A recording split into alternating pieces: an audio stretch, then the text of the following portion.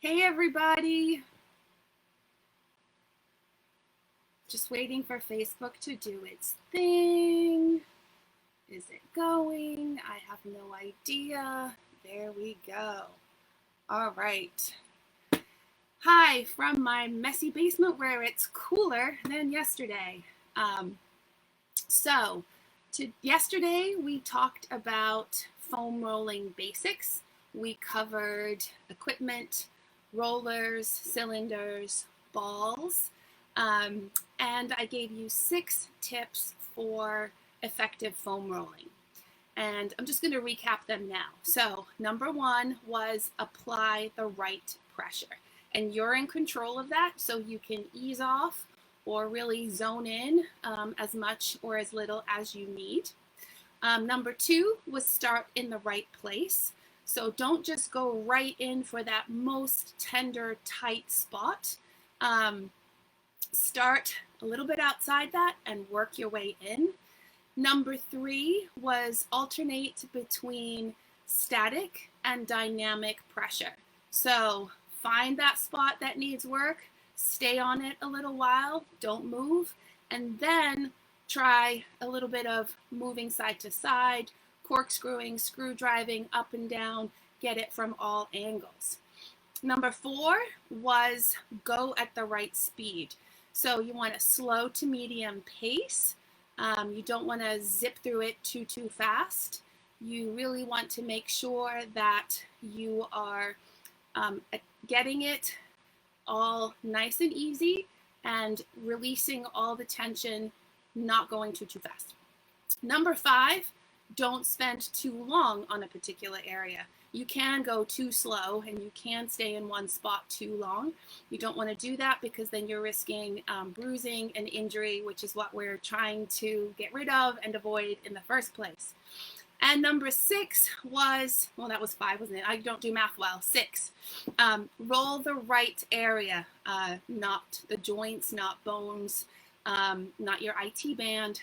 Make sure you're on muscle. And those are your 6 tips. If you stick with those, you should do great. So, where shall we begin? Let's start with the back. And yesterday I told you that the lower back is where a lot of people roll, and you want to be careful because of the spine and the joints. But one great place to start is if you have your roller, and I'll talk with the roller more than anything else because that's what most of us have, or it's the first thing you really want to get. And then we'll go into the balls and the different peanut and the textured ball afterwards. But one great place to start is have this roller lengthwise, and you're going to sit your butt on the end depending on how long it is, and just start with like a really nice chest opener stretch.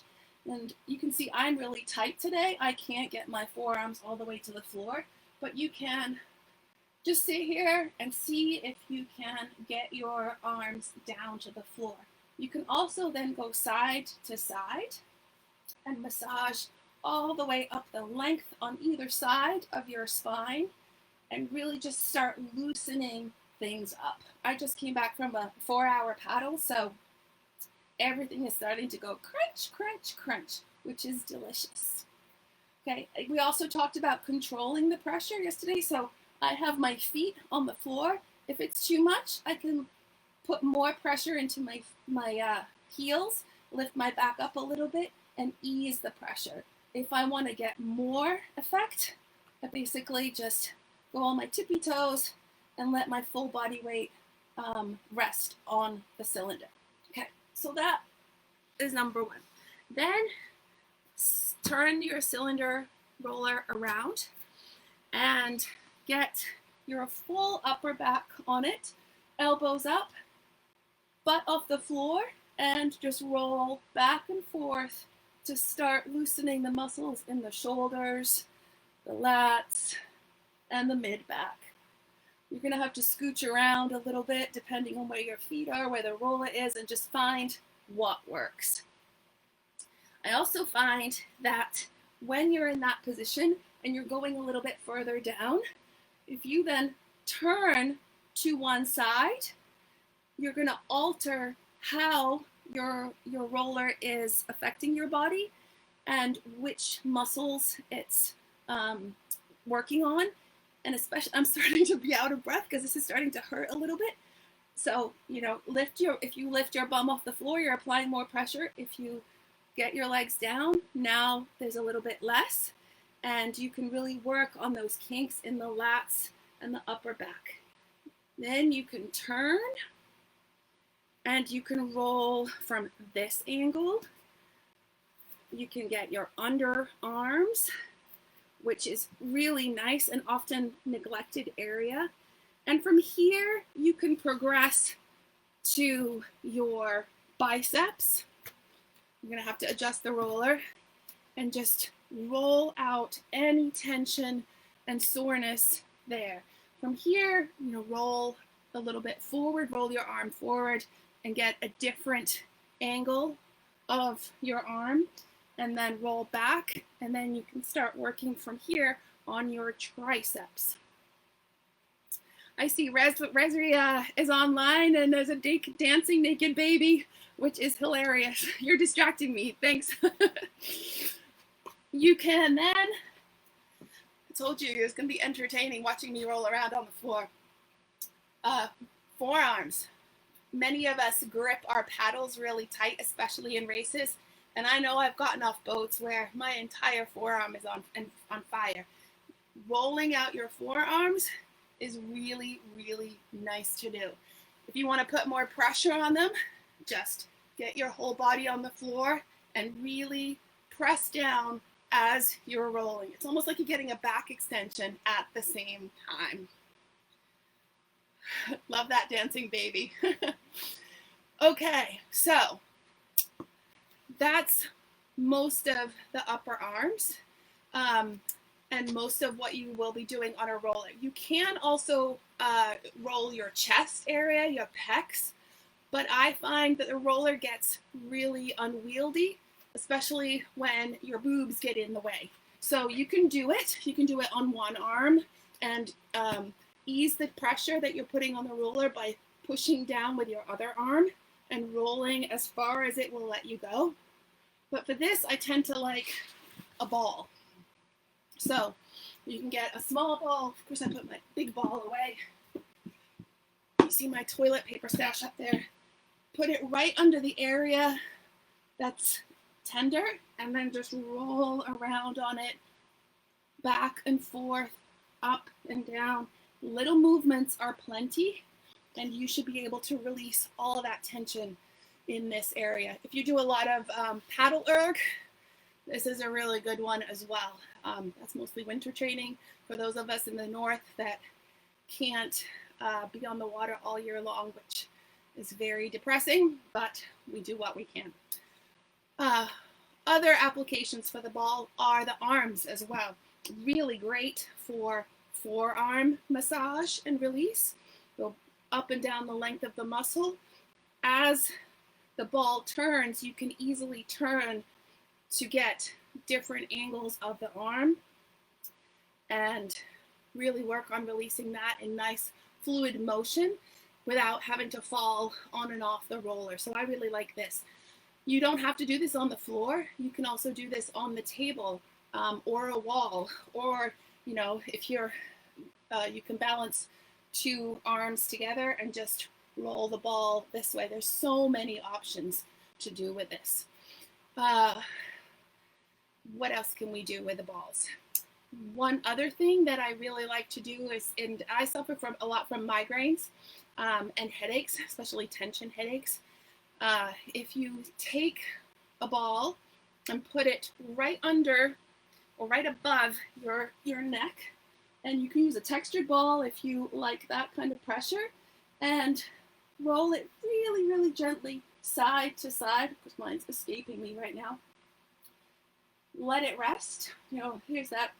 Alternate between static and dynamic pressure, and just let your head and your tension guide you, and roll slightly side to side, roll it around, and really work on those kinks. You can also do that on the wall. This is where the sock and the ball in the sock really comes in handy. So, any questions? Any of your favorite items or tricks that you like? Drop them in the comments. And one more that I really wanted to show you is the peanut for the back. So this is going to be a little bit, well, I'm just going to flail around trying to find the right spot. And this is going to be very small incremental movements. Position it so that it's on either side of your spine, and then it's just really, really gentle motion back and forth on those really, really tight spots. If you need to go further, it's not, oh, that's the spot that really hit. Just move gently back and forth until you've released the tension. And here, this is one that really feels good, also static. Just stay in one spot, hold it for 10 seconds or so, and then start moving around on that peanut. So those are my favorites. I hope that you might try incorporating them into your routine, especially after paddling the shoulders, the underarms, the back, the lats. All of those need release. Remember, 10 seconds to start if you're brand new to rolling. Work your way up to 30 seconds, then up to 60 seconds. You don't really want to roll any more than that because you could end up hurting yourself more or bruising. 30 to 60 seconds is absolutely fine and ideal in terms of how long to roll one particular spot. So that's all I have for you today on the upper body. I hope that was helpful. I hope you will try some of those moves. And tomorrow, come back at the same time for lower body exercises. And I mean, no, not exercises. You're doing this after exercise or before. Lower body rolling. So 3 o'clock Eastern time tomorrow, come back for lower body. And then Monday, we are going to start a 5-day rolling challenge. So make sure that you have a roller or balls, tennis balls, socks and balls, all of that good stuff ready. Even a medicine ball can work. So Joni says you ordered a set of balls on Amazon and we'll get them. Let's scroll up here tomorrow. Yay, that's awesome. If you don't have anything yet and it's not going to arrive until Monday, that's fine too. Oh, and we are starting on Monday. If it doesn't start, if they don't arrive until Tuesday, that's fine. You can start the challenge whenever, but it'd be great if we could all do it together starting on Monday. So enjoy the rest of your Saturday. Try some of these if you have a roller and you haven't done this in a while or ever. Just go slow. Be kind to yourself. Be patient with yourself. Laugh at yourself if your roller slips and flies away or you end up on the floor. That's completely fine too. It's all trial and error. And I will see you back here tomorrow at 3. Have a great rest of your day. Bye.